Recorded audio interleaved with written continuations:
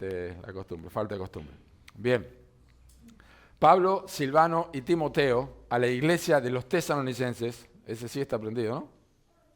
A la iglesia de los tesalonicenses en Dios Padre y en el Señor Jesucristo. Gracia y paz sean a vosotros, de Dios nuestro Padre y del Señor Jesucristo. Damos siempre gracias a Dios por todos vosotros, haciendo memoria de vosotros en nuestras oraciones, acordándonos sin cesar delante de Dios, del Dios y Padre nuestro, de la obra de vuestra fe, del trabajo de vuestro amor y de vuestra constancia en la esperanza en nuestro Señor Jesucristo.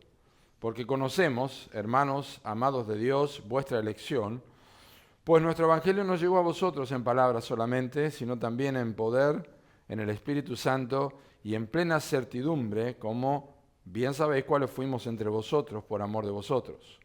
Y vosotros vinisteis a ser imitadores de nosotros y del Señor, recibiendo la palabra en medio de gran tribulación, con gozo del Espíritu Santo, de tal manera que habéis sido ejemplo a todos los de Macedonia y de Acaya que han creído. Porque partiendo de vosotros ha sido divulgada la palabra del Señor, no solo en Macedonia y Acaya, sino que también en todo lugar vuestra fe en Dios se ha extendido, de modo que nosotros no tenemos necesidad de hablar nada, porque ellos mismos cuentan de nosotros la manera en que nos recibisteis y cómo os convertisteis de los ídolos a Dios, para servir al Dios vivo y verdadero y esperar de los cielos a su Hijo, al cual resucitó de los muertos, a Jesús, quien nos libra de la ira venidera. Vamos a orar. Señor, te pedimos que bendigas tu palabra. Nuestra dependencia está en ti y esperamos que tú puedas aplicar la palabra a los corazones, que el Espíritu Santo pueda tratar con cada vida, tú puedas enviar salvación donde es necesario, puedas santificar vidas donde es necesario. Te rogamos, Señor, que apreciemos esta enseñanza y que podamos sacarle mucho provecho para que a partir de mañana, cuando estemos en nuestra rutina cotidiana, nosotros podamos poner en práctica lo que aprendimos. Gracias, Señor, porque tu palabra es vida, gracias porque tu palabra da crecimiento y ayúdanos desde este inicio del sermón hasta el final, tanto para enseñarlo como para escucharlo. En el nombre de Cristo Jesús. Amén. Tesalonicenses, es un nombre para los que viven en Tesalónica, que es una ciudad. Tesaloniki se llama ahora, todavía existe esta ciudad, por supuesto, y esta carta fue escrita por el apóstol Pablo entre los años 50 a 55 después de Cristo, es decir, 20 a 25 años después de la resurrección y ascensión del Señor Jesucristo. Es una iglesia nueva, es una iglesia que había sido una iglesia muy joven cuando Pablo les escribió esta carta. Lo sabemos por Hechos capítulo 18, versículo 12, donde se menciona una persona que tenía que ver con las autoridades, y esta persona está mencionada en la historia como alguien que vivió dentro de los años 50 a 55. Esto le da un contexto muy importante al Evangelio, que son las buenas nuevas, porque esta gente fue cambiada completamente, transformada completamente. De hecho, el apóstol Pablo estuvo en Tesalónica durante 3 fines de semana seguido predicando el Evangelio, y fue en esta ciudad donde los enemigos del Evangelio fueron a las autoridades para decirles que Pablo y Silas eran las personas que trastornaban el mundo entero y que habían llegado también a Tesalónica y que iban a causar problemas. Por eso echaron al apóstol Pablo de allí. No sin antes ver que muchas personas y mujeres nobles, no pocas, dice la Escritura, se habían convertido. Pablo tuvo que salir urgente de Tesalónica por esta persecución, pero a pesar de esto, el Espíritu Santo obró y transformó a estas personas, a quienes Pablo y Silas no pudieron volver a ver, siendo nuevitos en su fe. Ellos fueron a Berea, ahí predicaron el Evangelio también, y allí está ese famoso texto en Hechos 17:11, que dice que los de Berea eran más nobles que los que estaban en Tesalónica. Ellos recibieron la palabra, es decir, las personas no rechazaron inmediatamente, recibieron la palabra con mucha solicitud y escudriñaban la Escritura del Antiguo Testamento que Pablo usaba para demostrar que Jesús era el Cristo, como lo hizo en Tesalónica, y querían saber si lo que Pablo decía era así, y de hecho así ocurría, y también se convirtieron muchas personas. Luego de allí Pablo en Hechos 18 se va a Corinto. En Corinto está más de 1 año y medio predicando la palabra de Dios. Dios tenía mucho pueblo en ese lugar, y parece ser que desde Corinto él escribe esta carta a los tesalonicenses antes de irse a Atenas. Cuando estaba en Atenas, dice la Escritura, que Pablo y Silas no soportaron más saber el estado de los tesalonicenses y enviaron a Timoteo. Enviaron a Timoteo a Tesalónica para saber cómo estaba la fe de ellos. No sea que el trabajo que Pablo había hecho y Silas había hecho entre ellos resultara en vano. Así que enviaron a Timoteo a ver qué había pasado con ellos con tantas pruebas y tantas tribulaciones. Timoteo vuelve otra vez y dice, la gente de Tesalónica, tan nuevitos como son y con el poco tiempo que han tenido instrucción y la posibilidad de tener un pastor allí, están firmes en la fe. Y Pablo dice, si ustedes están firmes en la fe, nosotros vivimos hasta ahora. Y se transformó en una iglesia ejemplar.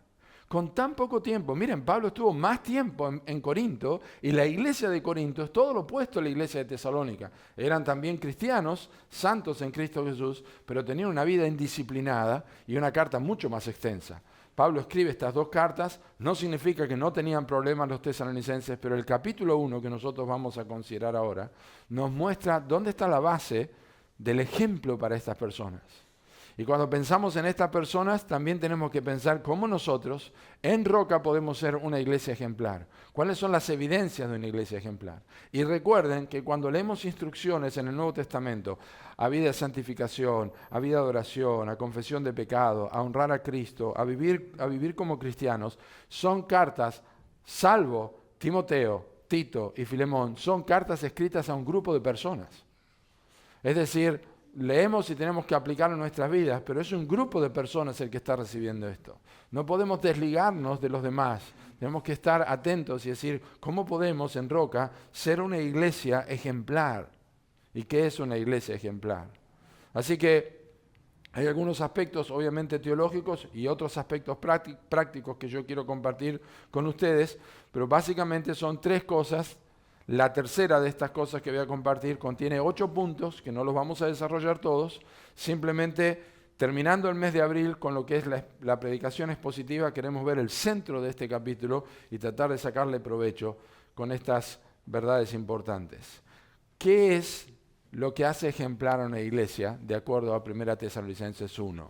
Esta gente preciosa que Dios había salvado por el Evangelio. Bueno, en primer lugar, es una iglesia que posee una identidad puntual, es una identidad divina. Versículos 1 y 2 dice Pablo, Silvano y Timoteo a la iglesia de los tesalonicenses en Dios Padre y en el Señor Jesucristo. Gracia y paz sean a vosotros de Dios nuestro Padre y del Señor Jesucristo. Lo primero, y ustedes lo pueden subrayar allí, lo primero que tenemos en este versículo es que Pablo,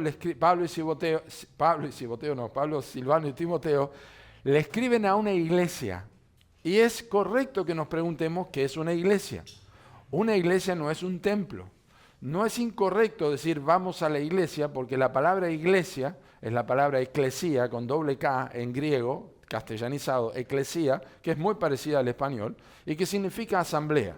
Hay iglesias que conocemos como asambleas de Dios y es un nombre correcto, porque significa un grupo de personas que se reúnen.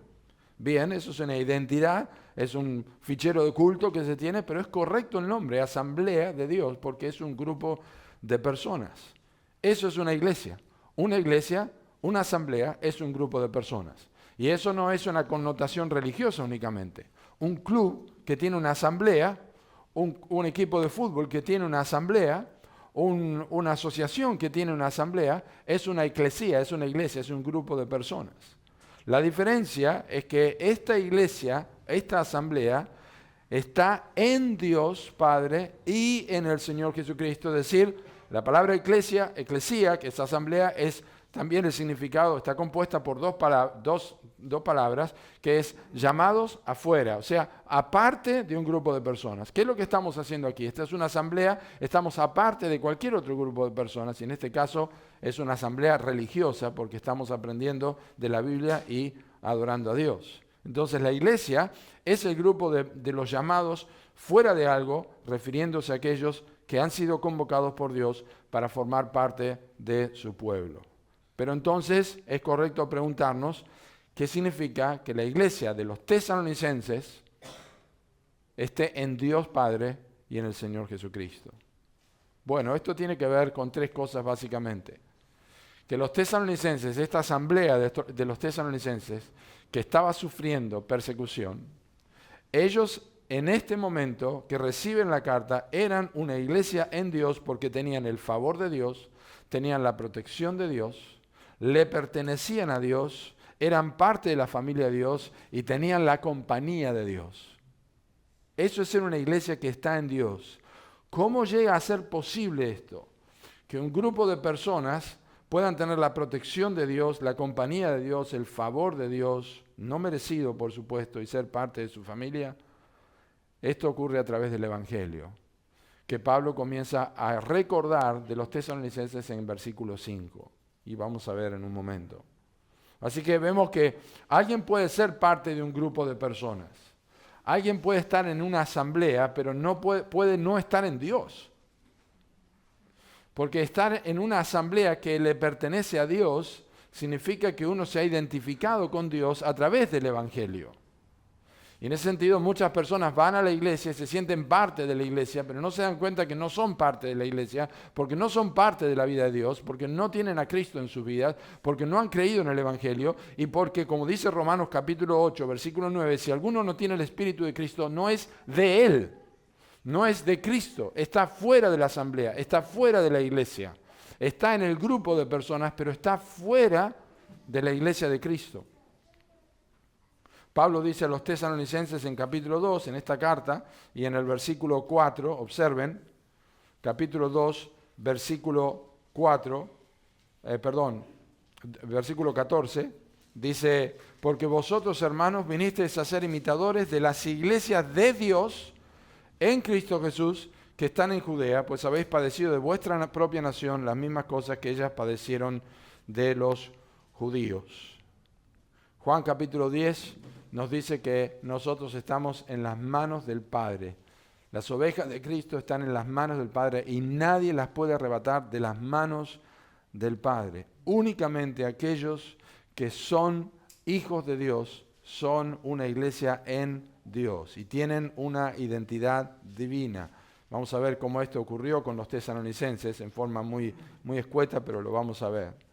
Y la realidad detrás de esto, la teología detrás de esto en el Evangelio es que la Biblia enseña en Hechos capítulo 20, versículo 28, que Dios compró la iglesia con su propia sangre. No es que Dios el Padre murió en la cruz, Dios el Hijo murió en la cruz y por eso dice que Dios ganó la iglesia con su propia sangre, porque Dios el Hijo estaba en la cruz, muriendo por nuestros pecados y entregando su vida y compró. Es decir, la iglesia fue comprada por Cristo. Nadie puede añadirse a la iglesia pagando algo. Es decir, nadie puede ser parte de la iglesia portándose bien, nadie puede ser parte de la iglesia bautizándose, nadie puede ser parte de la iglesia conociendo la Biblia de memoria, nadie puede ser parte de la iglesia congregándose. Uno tiene que recibir esta gracia por medio del Evangelio porque Cristo pagó un precio. No podemos comprar, no podemos blasfemar a Dios diciendo que tengo que hacer algo más aparte de la obra de Cristo. Todas las religiones, absolutamente todas las religiones del mundo, aparte del Evangelio bíblico, sostienen que es necesario hacer algo aparte de lo que hizo Cristo en la cruz. Esto es una salvación por obras. Y la Biblia dice que somos salvos por gracia, por medio de la fe, en lo que Cristo hizo. Así que esto no solamente define la identidad de la iglesia, sino que también señala la única forma de pertenecer a ella.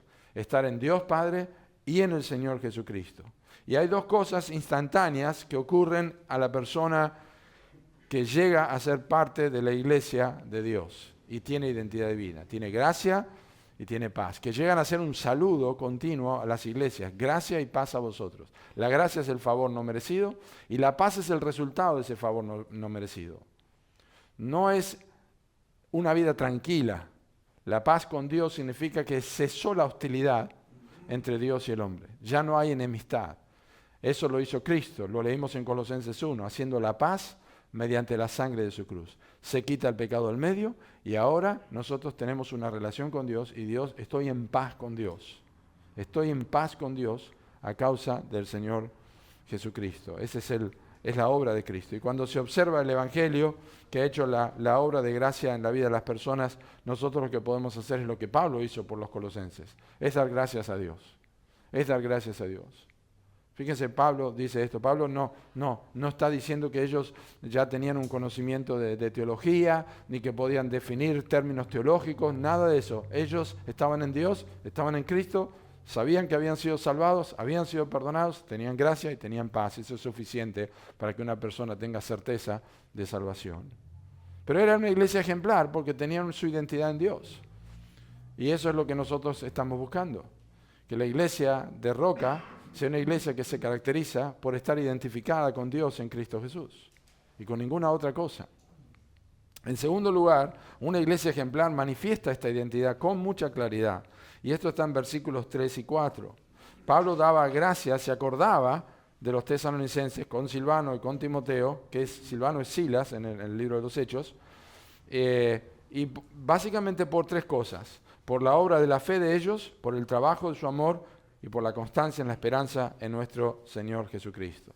Y es muy importante hablar de que uno tiene la identidad en Dios, pero también luego manifiesta esta identidad con claridad, porque el Evangelio es muy sencillo, es muy simple en la forma de expresarlo. Cristo Jesús murió por nuestros pecados, fue sepultado, resucitó al tercer día. Si confesamos con nuestra boca que Jesús es el Señor y creemos en nuestro corazón que Dios lo levantó de los muertos, nosotros somos salvos. Eso lo entiende una persona mayor o lo entiende un niño. Y por ser así de sencillo, muchas personas dicen que es demasiado fácil. No entienden el sacrificio que hay detrás, pero dicen que es demasiado fácil. Así cualquiera. No, así cualquiera no. Así cualquiera que solamente dice de labios para afuera.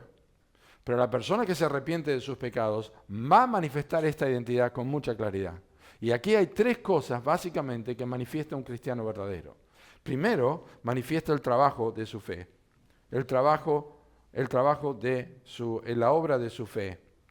Observen con atención. Esta es otra forma de decir una fe que obra. Yo pongo mi fe en Jesucristo. Ahora yo tengo una fe.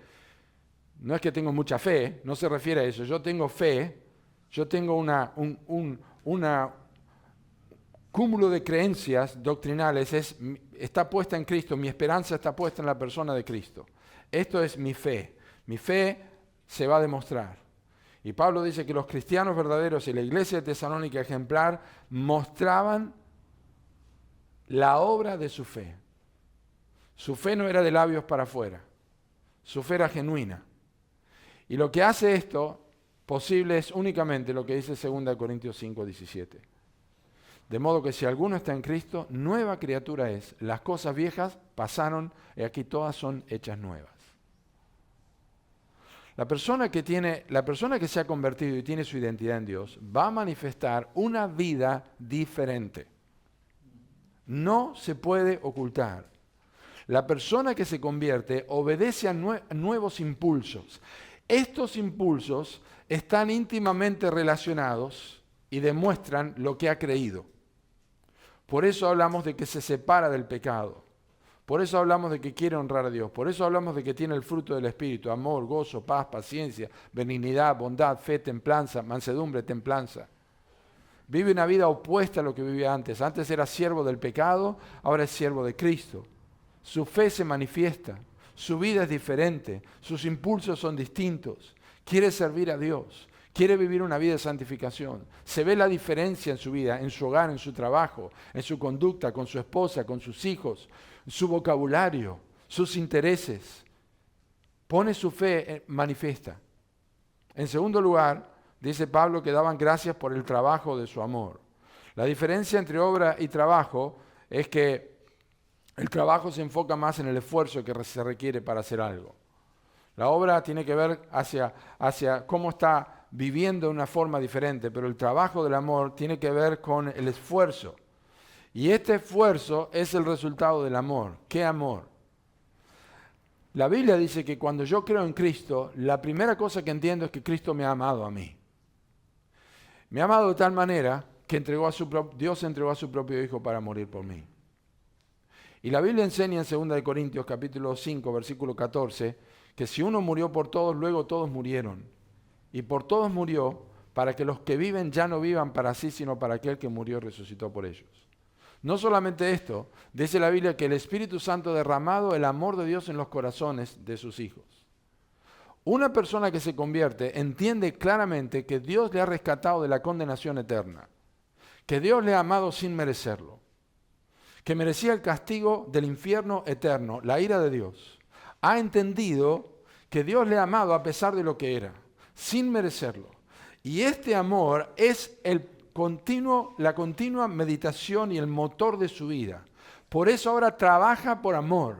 Todo lo que hace lo hace por amor. Sirve a otros por amor. Ama a su iglesia y la sirve por amor. Se preocupa por el prójimo. Vive una vida de santidad porque cada vez que vive una vida de santidad piensa en la obra de Cristo y que merece Cristo que yo viva para Él. Y esto es un esfuerzo continuo. Decido lo que miro, decido lo que leo, las amistades que tengo, por qué dejo de hacer algo, por qué hago otra cosa.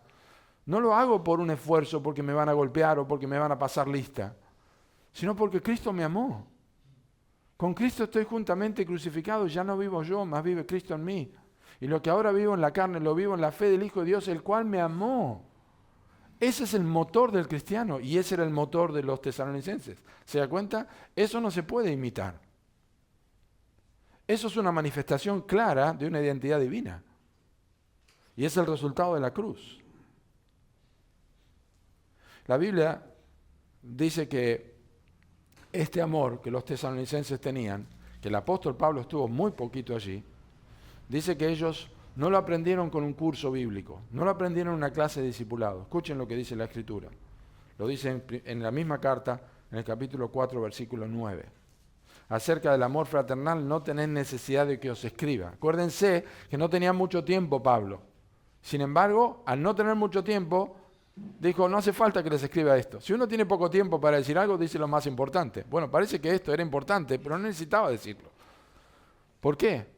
Dice el texto, acerca del amor fraternal, no tenéis necesidad que os escriba, porque vosotros mismos habéis aprendido de Dios que os améis unos a otros. Por medio del Espíritu Santo uno es enseñado.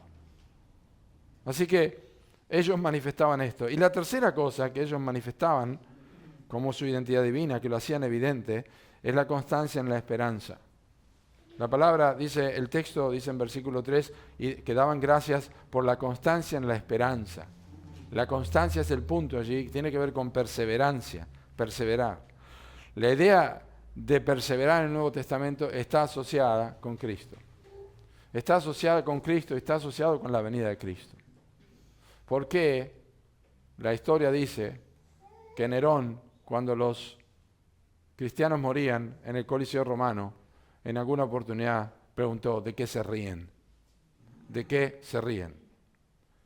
No es que se reían, tenían gozo, tenían perseverancia hasta el final, fiel hasta la muerte. ¿Por qué razón? Porque ellos tenían una esperanza viva en Cristo. ¿Por qué razón soportás un cáncer? ¿Por qué razón soportás una pérdida de trabajo? ¿Por qué razón soportás una situación de salud? La muerte de un ser querido, la falta de un hijo, de una esposa en esposo. ¿Por qué razón perseverás en medio de un montón de problemas como los tesalonicenses? ¿Por qué razón lo haces? Porque vos esperás en Cristo. De otra manera abandonás. Jesús lo dijo en la parábola del sembrador. Cuando vienen las tribulaciones por causa de la palabra, abandonan. No se puede imitar el cristianismo. No se puede imitar. Puede parecer un tiempo como la cizaña del trigo, pero cuando crecen se hace evidente. En algún momento va a pasar. Le pasó a Judas, le pasó a Demas, le pasó a tantas personas. Primera de Pedro capítulo 1, versículo 3 al 7, dice que la fe es probada como el oro. Y los tesalonicenses fueron probados como el oro. Y cuando Timoteo llegó a Tesalónica, no sabiendo lo que iba a encontrar, encontró personas rengueando con muletas, quizá con vendas. ¿Qué les pasa? Nos están pegando. Y están contentos. Están contentos. Pablo ni un poquito disminuyó la fe de ellos. ¿En serio? Pero están golpeados. Pero no importa. Están felices. Tienen esperanza. Siguen constantes. ¿Cómo es posible? ¿Saben cómo es posible? Bueno, Pablo estaba seguro de que Dios les había escogido, es lo que dice el versículo 4. Nosotros conocemos, hermanos amados de Dios, vuestra elección. Como charlábamos con Diego hoy, esta versión de la Reina Valera quizá parece que es la elección de ellos. Pero realmente el texto dice, nosotros estamos seguros que Dios les ha escogido a ustedes. Y eso es una enseñanza, una doctrina fundamental en el Nuevo Testamento. Que como dijo alguien, si la querés explicar, te volvés loco y si no la crees, te vas al infierno. Dios escoge las personas. Cristo dijo, no me elegiste vosotros a mí, sino que yo os elegí a vosotros. No tenemos cómo discutir eso. Es el lado divino. Dios lo hace desde antes de la fundación del mundo. Y cuando una persona es escogida por Dios, su obra de fe se va a ver, su trabajo de amor se va a observar y su constancia en la esperanza en el Señor Jesucristo se va a hacer firme. Y esto hace manifiesta su fe. Pero Dios escoge. Hechos capítulo 13, versículo 46 al 48, cuando Pablo predicaba, dice que creyeron todos los que estaban destinados para vida eterna. Precioso. Y finalmente, hermanos, una iglesia ejemplar confirma su identidad mediante un testimonio poderoso. Y aquí vienen 8 cosas que quiero compartir con ustedes de versículos 5 al 10 que hemos leído. 8 cosas precisas que demuestran que todo lo anterior es cierto. Que una iglesia ejemplar tiene su identidad en Dios y que manifiesta esta identidad de una forma consecuente, pero aquí tenemos un testimonio poderoso que confirma esta identidad y que transforma una iglesia en un ejemplo y que puede transformar tu vida en un ejemplo también. Así que quiero compartirlas con ustedes. No vamos a verlo todo en detalle, solamente las voy a mencionar, pueden ir marcándolas allí. ¿Cómo se confirma el testimonio? ¿Cómo se confirma la identidad mediante el testimonio? ¿Cuál es? Bueno, en primer lugar, observen, versículo 5, que nace del Evangelio recibido con poder y con el Espíritu Santo. Dice, nuestro Evangelio no llegó a vosotros en palabras solamente, sino en poder, en el Espíritu Santo y de la obra de Dios allí, y del lado de los apóstoles, en plena certidumbre, como también sabéis cuáles fuimos entre vosotros por amor de vosotros. Cuando un evangelio es predicado con convicción, cuando los que están enseñando el evangelio lo hacen con convicción, y es lo que yo tengo por la gracia de Dios al predicar en este momento, estoy absolutamente seguro de lo que les estoy diciendo, esto transforma la vida de las personas, y el Espíritu Santo obra en los corazones. El evangelio transforma vidas, el evangelio lo hace con poder, y lo hace a través del mensaje de la cruz. Nuestro evangelio, cuando Pablo dice nuestro, no es que lo había inventado Pablo, sino que era parte de su vida. Llega por medio del poder del Espíritu Santo. El poder del Espíritu Santo radica en el mensaje de la cruz. El poder del Espíritu Santo no radica en la habilidad o la capacidad de palabras del predicador, sino en la cruz de Cristo. Pablo dice a los Corintios que la palabra de la cruz es poder. ¿Cuál es la palabra de la cruz? Que Dios, hecho carne, fue colgado en la cruz por tus pecados y mis pecados. Estaba ocupando tu lugar y a menos que aceptes eso y dejes como trapo de inmundicia y porquería todas las cosas que quieras poner delante de Dios como que me corresponde o que Dios me tenga en cuenta y que yo no hago mal a nadie y que soy una buena persona y que siempre creí en Dios, a menos que dejes todo eso de lado, la cruz no tiene valor, ningún valor. Es una blasfemia deshonrar a Dios. Pero esta iglesia confirma su identidad porque tenían un testimonio bien poderoso. Ellos habían sido transformados por el Evangelio. En pocos días, en 3 semanas habían escuchado, no habían tenido ningún discipulado más, pero estos hombres y estas mujeres realmente habían sido cambiadas por el Evangelio. El Evangelio cambia a las personas. Número 2, observen que no solamente ellos recibieron el Evangelio, sino que reflejaron a Cristo en su forma de vivir.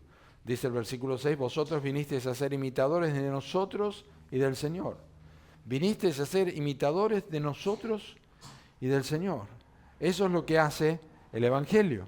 Cuando el Evangelio cambia a una persona, hace que sea seguidor de Cristo. Imite a Cristo. Se identifique con Cristo. No se identifique más con el pecado, se identifica con los padecimientos de Cristo. Él es mi Salvador. ¿En dónde se basa tu esperanza? En el Señor Jesucristo.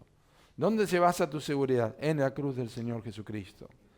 Refleja a Cristo en su forma de vivir. ¿Por qué vivís de esa manera? ¿Por qué no conversás más con nosotros como hacías antes? ¿Por qué no decís blasfemias como antes? ¿Por qué no participás con las cosas? No, mi identidad ya no está con ustedes. Yo no me identifico más con eso. Yo me identifico con el Señor Jesucristo.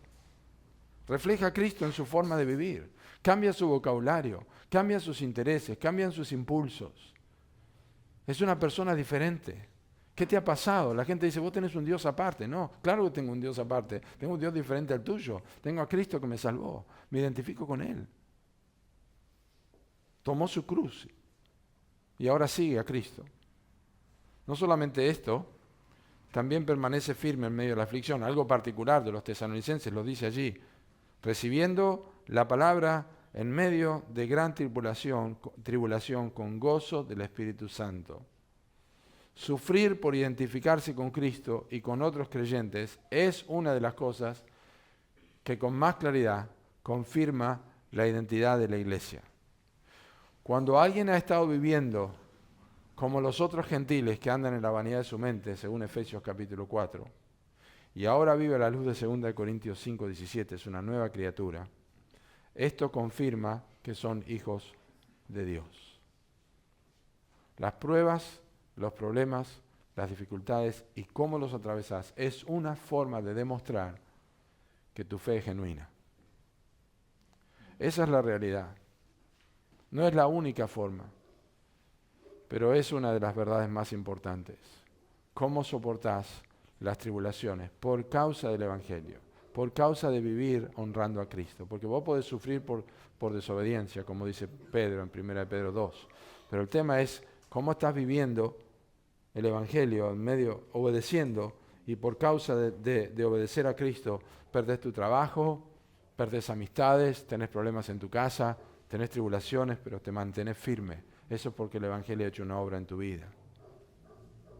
Y por supuesto, la cuarta cosa es que se convierte en ejemplo para otros creyentes. El versículo 7 dice, de tal manera que habéis sido ejemplo. Esta palabra ejemplo es la palabra tipo, como la máquina de escribir antigua, que marcaba y dejaba marcada la letra. Esa es la palabra. Los tesalonicenses eran el tipo de iglesia que todos querían ser. Eso es lo que está diciendo. Eran el tipo de iglesia que todos querían hacer. Con tan poquito tiempo de haber nacido y haber creído, ellos eran ejemplo para otros, un modelo para otros. Y es precioso ver cuando hay cristianos que son ejemplares en su vida, que uno los ve y dice, yo me anima a verle, me anima a ver esta persona, cómo persiste, cómo soporta. Es un ejemplo para mi vida.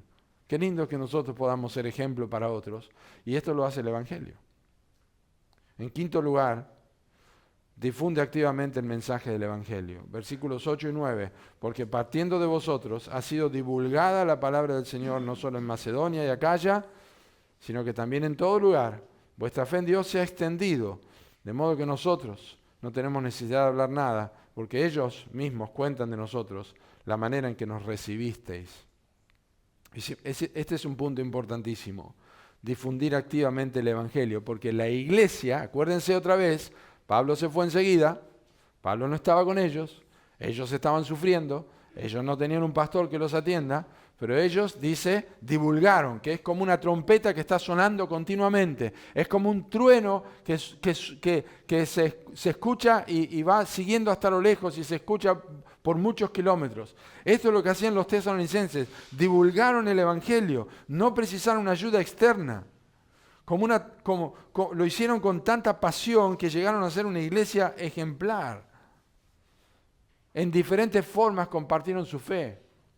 En el mostrador del negocio, cuando fueron en el semáforo, cuando fueron a su trabajo, en el colegio, en la clase, con sus compañeros, con sus hijos, hablaban del Evangelio. Decían, Cristo es mi Salvador. ¿Sabés lo que hizo Cristo en mi vida? ¿Sabés cuál es la noticia más importante que tengo para darte hoy? Hoy no tengo un chiste para contarte. Quiero contarte algo. Cristo murió por mis pecados. ¿Qué? ¿Estás loco? Quiero contarte esto. Cristo murió por mis pecados. Quiero invitarte a venir a escuchar el Evangelio a mi iglesia.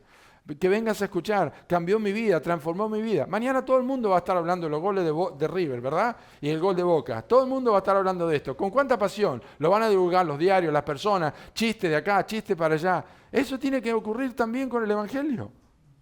Mucho más abundante, es la mejor noticia que un superclásico. Es la noticia que salva a las personas. ¿Cómo lo hacemos? ¿Cómo lo divulgamos?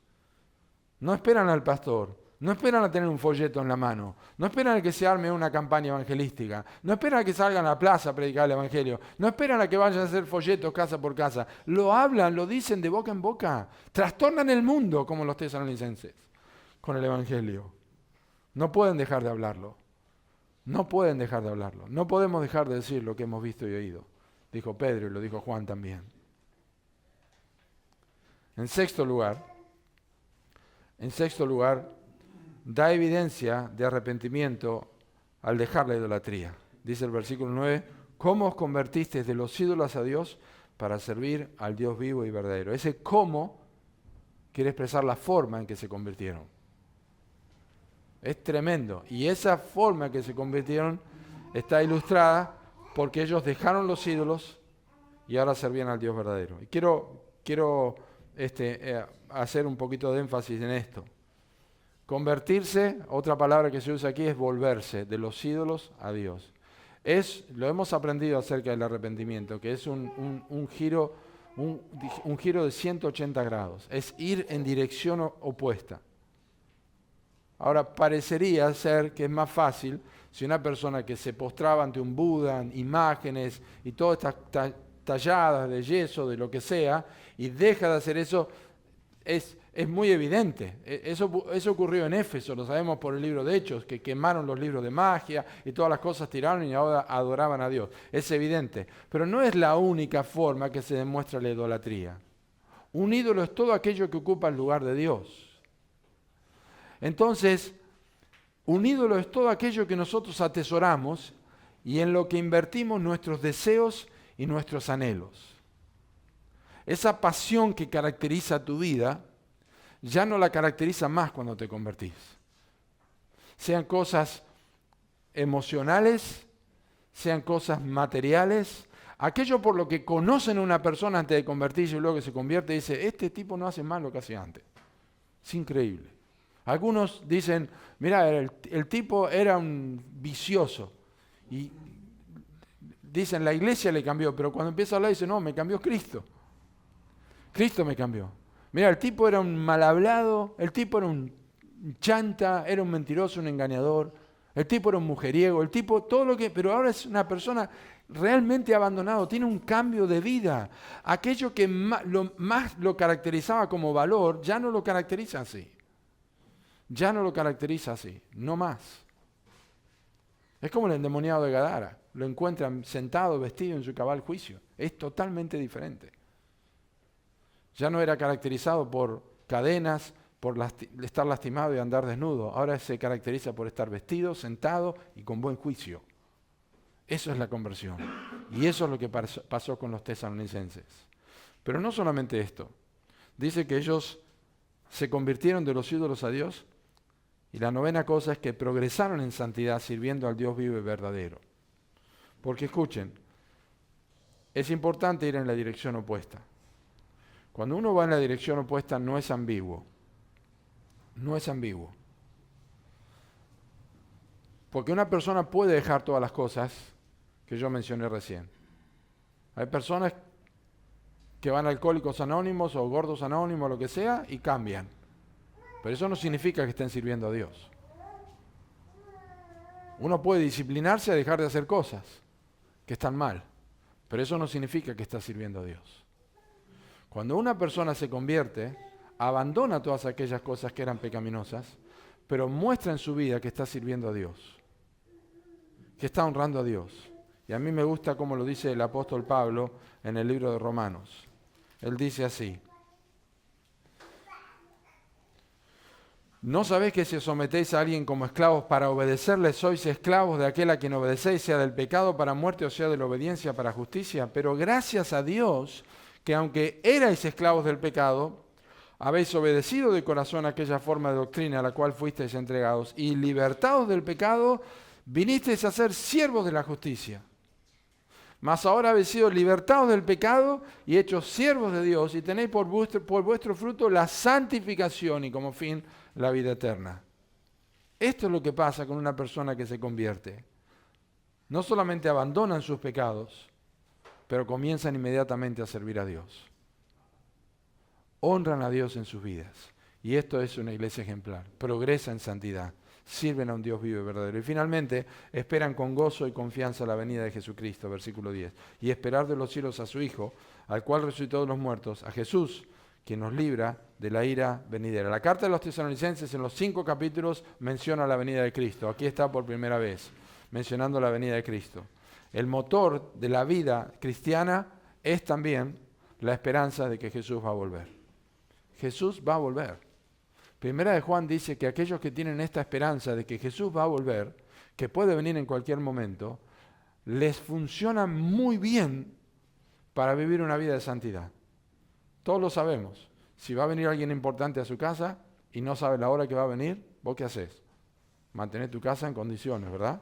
La mantener limpia, porque va a venir importante. No te dice cuándo va a venir, pero va a ser en la semana. No te dijo la hora, no te dijo el día, pero va a ser en la semana. Vos mantenés tu casa limpia. Se ensució, la limpiás de vuelta. Cuidás, mantenés orden. Y esto te mantiene activo. Y eso es lo que pasa con la venida de Cristo con relación al pecado. Él va a volver. ¿Cómo nos va a encontrar? Y los creyentes, la iglesia ejemplar, espera confiado en la venida de Cristo. No solamente espera esto, sino que también lo que hace es que no está poniendo su confianza en el mundo, porque este mundo no tiene nada que darle. Por eso dice que los va a librar de la ira venidera. Tiene su esperanza en Cristo, vive una vida de santidad, pero también aparte de esto, sabe que este mundo no le da ninguna esperanza, porque Cristo va a juzgar este mundo. Este mundo va a ser juzgado por el Rey de Reyes y Señor de Señores, el Señor Jesucristo. El juez justo, dice la Escritura. Así que, ¿cómo puedo saber yo que puedo formar parte de una iglesia que es un ejemplo? Primero tenés que identificarte con Dios por medio de la persona de Cristo. Esto es arrepintiéndote de tus pecados y confesando a Cristo como Salvador.